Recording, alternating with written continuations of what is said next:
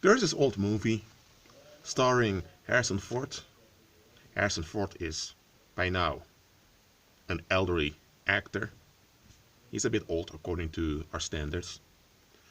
But in the 90s he was quite active as an actor.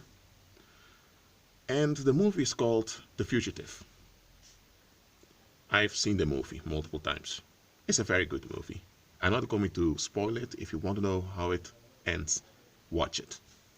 But in this video, I'm using the movie The Fugitive as, I won't say a parable because I'm not going to spoil it, but I want to highlight something about that movie that's quite important. Well, the name really says it, The Fugitive. Now, what is a fugitive? When someone has been convicted by a court and they need to go to jail or they need to be executed, but the convicted individual, or in this case a criminal, isn't there to serve the sentence or they aren't there to be executed because they managed to escape, then they are a fugitive. Why?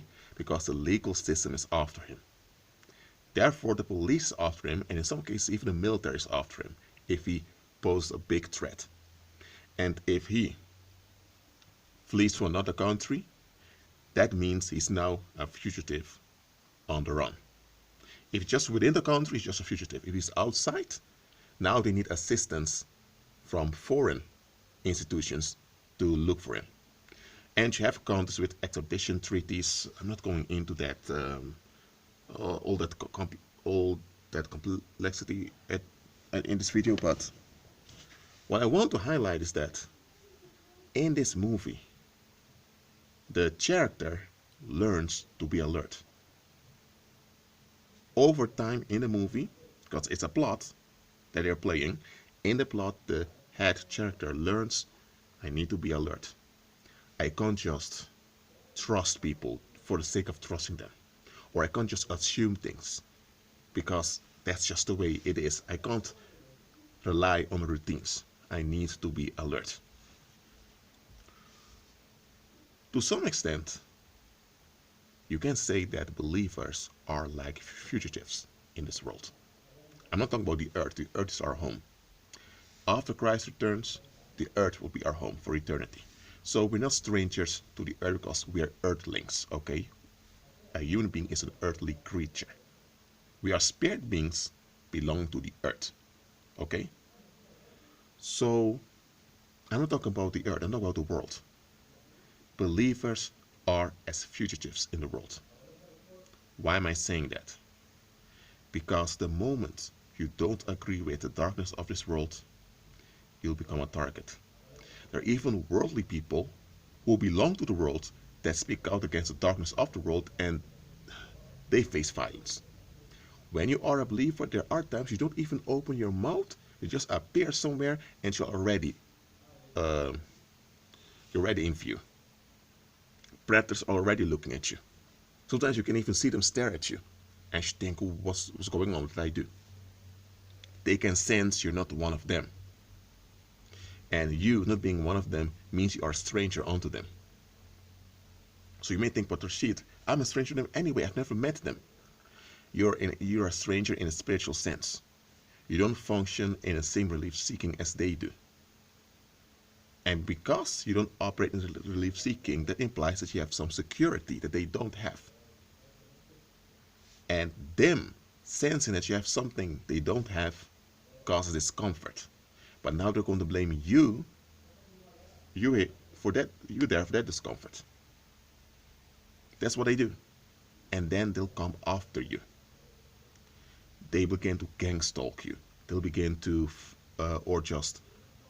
observe you as if you are some wanted terrorist. Even though it came to just going to the supermarket regularly and folks already following you. And you think, what the heck is this? As a believer, you are like a fugitive. I'm not saying you are a fugitive, no, but you're like a fugitive. The enemy comes after you. His demons will come after you also. You'll have inaugurated witches and warlocks assigned to you to monitor you. You'll have commoners that are addicted to the approval of society that will become the flying monkeys to gang stalk you. You will have people spying on you just to get approval from others. You'll also encounter predators that want to be friends with you, to even pretend to be believers just to drain you. They don't want you to do God's will. They don't want you to walk in the power. Not because they want power, just they don't want you to walk in the power. So when they find out that they can't kill you, when they find out that they can't stop you, they'll seek to hinder you. And how do they hinder you? By burdening you and by draining you with their toxicity. So they will often call you or text you about all the things they're going through and they need help, but you realize that over and over again they're in the same situation or they go from one difficulty to another and they're never looking for solutions. What are they doing? They're doing this on purpose to hinder you. It's not an accident. If you have a dysfunctional individual that needs help, you can address that they need help and eventually they'll acknowledge, you know what? You're right, I need help, and they'll go for help. Sometimes you may even need to lower contact with them and they'll get the message. They'll get the messages that I need to move on. I can't stay like this. People that need to be rescued, that's how they are. But then you also have folks you need to be rescued from because they're dangerous. I've spoken about that before in a previous audio recording. Such folks that you need to be delivered from, they are doing it on purpose. They are hindering you so that you can't do God's will. They don't know what God's will is, but they know that God's will does not include them because they don't want to be part of God's will. Or let me say it like this. God's will bring benefits for those that operate in it. But because they don't want to operate in God's will, because they don't want to bow to the conditions that the Most High require from them, which is complying with justice, they now don't want God's will anywhere. They're not doing God's will I'm saying this, they're the ones carrying the disadvantage. It's a disadvantage unto themselves. But it's a disadvantage they do unto themselves. It's not something others do unto them. If they were ignorant, naturally, because they couldn't know any better, it would be different. If people withheld information from them on purpose, then that means that their ignorance was constructed. That's not them. But that's not the case. They know better, and they realize they have a lack of knowledge, so they should seek better, but they don't want to seek better. They settle for darkness. They know that God's will be beneficial, but they don't want to comply with justice. So, to avoid facing their own cowardice, they don't want anyone else to operate in the will of God. They don't want anyone else to receive the benefits that comes with walking with Christ. So, on purpose, they'll become a menace unto you. They'll become a headache unto you. Yes, I pronounce it well, headache. I used to say headache, but I finally get it. They'll become a menace unto you on purpose. Sometimes they'll do this in groups. It's all so that they are relieved. Because when you walk in the will of God for your life and the benefits come, the benefits will have an impact. That means you'll have an impact. You'll become significant and relevant to the community around you. And what about them? They're just seeking relief. They just want to be left alone. Then it will reflect onto them that they're not contributing to anything significant to the community. It will backfire onto them that they have nothing relevant to pass on to anyone. They don't want to face this. So, to prevent from having to face themselves, they will make you into an enemy and they'll come to drain you when they can't kill you. That's how the reprobates will do to you when you follow Christ. So why am I recording this video? I said I would make long videos, and that's what I'm doing. I'm recording more long messages at the moment. Because I'm recording them, I also need to process them in the software, so it may take a while before they're all online, so be patient.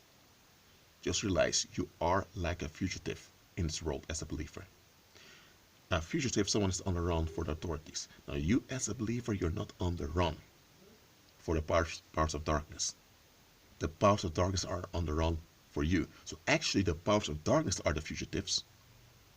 But because in this world people see things backwards, you are seen as a troublemaker, even though they're the ones keeping the trouble in existence. So in fact, it's the demons are the fugitives, but because they rule the world through the pagans, for their system, you are the fugitives. You are the bad guy. You are the terrorist. You are the criminal. You are the target. You need to die. You need to pay. Even though you're doing God's will. They'll put up with any type of low life scum except the believer.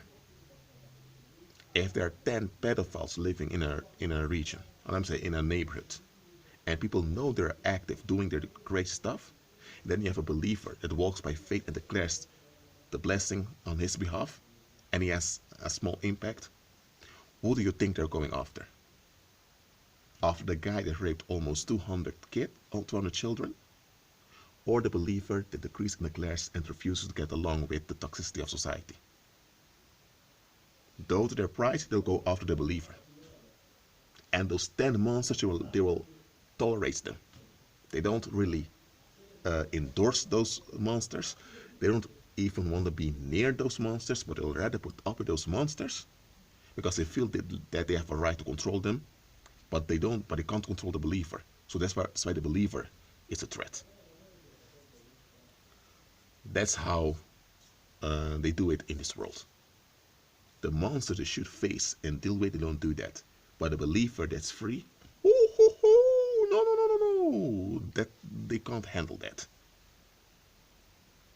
Look, I'm making this video to remind you that you have to adapt. Christ said, be wise as serpent adapts. Okay? In real life, real fugitives out there, they adapt. Not all of them. I've seen some crime documentaries years back in which some fugitives acted so dumb, and I was thinking, oh dear, come on, you gotta be kidding me. For example, you had this criminal, well, I don't know which US state it was by now, but it was close to the US-Canadian border. You had this guy who robbed some casino and some other shops, and they arrested him. He went to jail. He had to serve, was it 12 years, or he had to serve a long time. He managed to escape in a very smart manner. So you would expect this guy still has some cash hidden somewhere. He's going to pick up the cash, make some fake passport, move to Canada, use the money to invest in something legal and start a new life. Maybe after 10 years still find out where he is, but then probably the case has expired, so and he has started a new life, and if they would interrupt his new life, it would also cause harm to the society over there, so then he would be in a position to negotiate with them. You would think he would think smart. What did he do? He went on doing the same thing he did before he was arrested. He robbed the same casino that got him in jail to begin with. He robbed the casino and some other stores, and he was arrested and went to jail. That casino he robbed, that led to people know who he was, he robbed that same casino. He robbed those same shops. He kept hanging around the same friends. When he got involved with a woman, he chose a woman from that same neighborhood. And when he was spending the money as a fugitive, he spent it in the neighborhood. He went to clubs and bars in that same neighborhood. He was eventually arrested. His sentence was reduced for some administrative reason. But I was thinking, dude, are you bright in your head? How can you be arrested, you receive a jail sentence, you manage to escape, which was quite miraculous because the prison was very well secured. Everyone was shocked that he escaped. You managed to escape, and what do? You go back to the same pattern that got you in jail to begin with. Yet you expect to be successful this time? Let me tell you, this is how reprobates are. I'm not saying that criminal that I'm speaking about now, he's probably out of jail now, start a new life, I hope. I'm not saying he's a reprobate, but that's how reprobates operate. They will never stop. Believer, as long as you are in this body, or until Christ returns, better said, reprobates will come after you. They will not give up. Just like that criminal I've spoken about, that he continued in the same pattern that led to his doom. Reprobates will keep coming after you with full knowledge that they will lose. Why? Because they don't want you to have any benefits. They don't want to repent. They don't want to be delivered. They don't want to be healed. They are too proud. They're sick in their head. So they want you to remain without benefits. They are damning themselves, so they want you to be damned with them, so they are at ease. The moment you are free from damnation, they'll come with their self-condemnation to dump it on you. They want to enforce their damnation on you. And they'll keep doing it. Even if it means that they would harm themselves and everyone around them. They're even willing to sacrifice their own offspring just to see you fail, just to see you fall. That's how, that's how wasted they are in their head. Look, I'm not telling you to flee, absolutely not, because you walk by faith. If you have to flee from a situation, because situation is certainly dangerous, you do that. If you physically remove yourself from situation, you do that. That's logical, and that's natural. But you're not fleeing. You're more than overcomer in Christ. Just realize that you ought to think like a fugitive from time to time, because the reprobates won't stop. So don't pray they will stop. They will not stop. The only time, let me say, when the moment that this will end for you is either when you leave this body and you have to wait till the resurrection when Christ resurrects you, or Christ returned and Christ evicts them from the earth. As long as they are around, they will be spreading their filth around. And especially you as a believer, they will expect you to put up with your filth. So agree with Christ. Be at peace.